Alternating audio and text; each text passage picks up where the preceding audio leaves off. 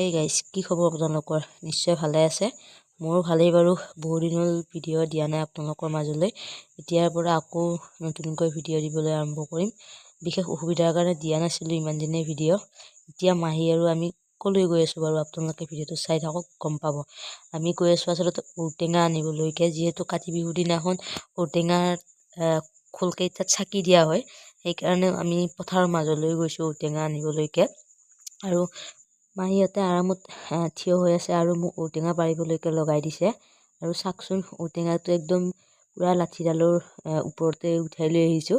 আৰু মাহীয়ে তাকে দেখি ভিডিঅ' কৰিছে। আৰু অৱশেষত ইমানখিনি ঔটেঙা পাৰিলোঁ আমি গোটেইকেইজনীয়ে মিলি। মোৰ লগত মাহীয়েও সহযোগ কৰিলে বাৰু শেষত। আৰু ইহঁতে কেৱল ৰিলচ বনোৱাত ব্যস্ত। বহুত ভাগৰ লাগিছে, বহুত কষ্ট কৰি পাৰিলোঁ এই ঔটেঙাখিনি।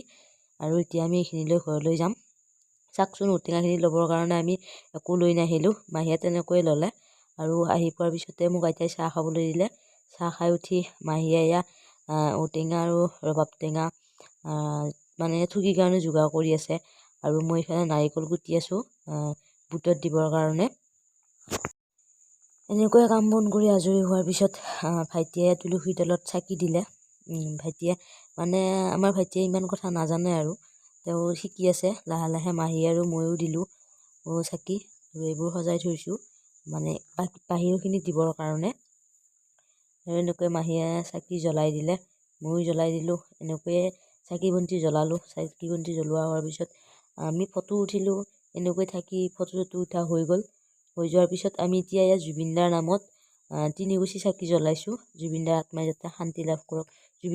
আমাক জুবিনদাৰ ন্যায় লাগে। আৰু এনেকৈ চাকি বন্তি জ্বলোৱা হোৱাৰ পিছতে আমি প্ৰসাদ খাবৰ কাৰণে গ'লোঁ মাহীহঁতৰ ঘৰত। চাওকচোন, মই কিন্তু এই প্ৰসাদকেইটা খাই খুব বেছি ভাল পাওঁ। আপোনালোকে ভাল পায়নে? গতিকে আজিলৈ মিনি ব্লগটো ইমানতে সামৰিলোঁ। গতিকে আকৌ নেক্সট ভিডিঅ'ত লগ পাম আপোনালোকক। আজিলৈ বাই বাই।